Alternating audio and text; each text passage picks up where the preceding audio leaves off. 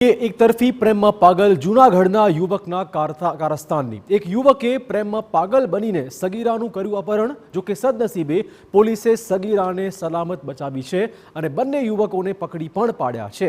27 ડિસેમ્બરની સવારે જૂનાગઢના વિસાવદરમાં 11મા ધોરણની સગીરાનું બે યુવકોએ અપહરણ કર્યું હતું, જેના સીસીટીવી ફૂટેજ પણ સામે આવ્યા છે. જોઈ શકાય છે કે બંને યુવકો એક કારમાં પહોંચ્યા અને સગીરાની મરજી વિરુદ્ધ તેને કારમાં બેસાડી ફરાર થઈ ગયા. આ ઘટનાની જાણ થતાં સગીરાના પિતાએ પોલીસમાં ફરિયાદ કરી. પોલીસે ટેકનિકલ સર્વેલન્સની મદદથી આરોપીઓની કારને ટ્રેસ કરી લોકેશન શોધી કાઢ્યું. ત્યારે કાર તો રાજકોટના લુધિકા પાસે મળી આવી, પરંતુ આરોપી યુવકો ત્યાંથી ફરાર થઈ ગયા હતા.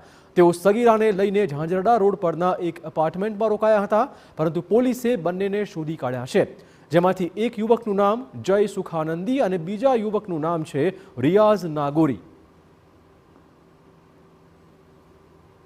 પોલીસની ટીમની અલગ અલગ ટીમો બનાવી અને સીસીટીવી મળેલા તેના આધારે ગાડી નંબર મેળવી અને તેના જે ટેકનિકલ સર્વેલન્સ તેના મોબાઈલ નંબરના આધારે તેને ટ્રેસ કરવામાં આવેલા.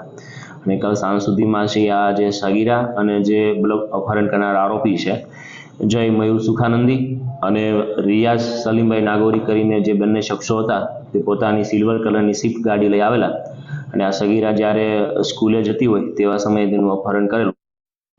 તો મહત્વપૂર્ણ છે કે પોલીસે બંનેની પૂછપરછ કરતા ખુલાસો થયો કે જય સુખાનંદી નામનો યુવક સગીરા સાથે વોટ્સએપમાં કેટલાક વખતથી વાતચીત કરતો હતો.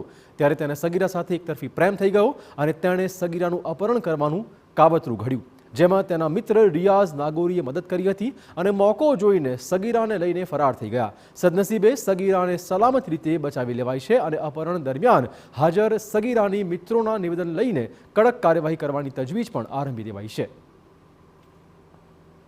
સગીરા છે એ આ જય સુખાનંદી સાથે વોટ્સઅપ મેસેજથી વાત કરતી હોય, પરંતુ આ જે સમગ્ર બનાવ બનેલો છે તે સગીરાની મરજી વિરુદ્ધ બનેલો છે.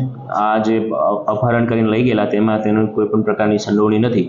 માત્ર ને માત્ર વોટ્સઅપ મેસેજ પર વાતચીત થતી હોય તેના આધારે છે પોતાના એકતરફી પ્રેમમાં જય સુખાનંદીએ પોતાનો મિત્ર છે અન્ય આરોપી રિયાઝની મદદથી છે તેનું અપહરણ કરેલ છે.